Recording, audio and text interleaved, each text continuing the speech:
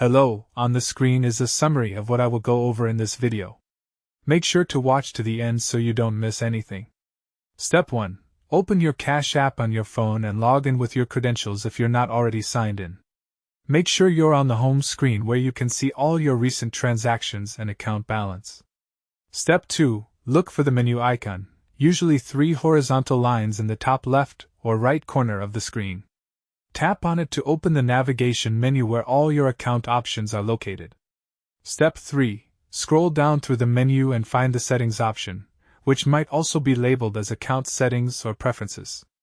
Click on Settings to access all your account customization features.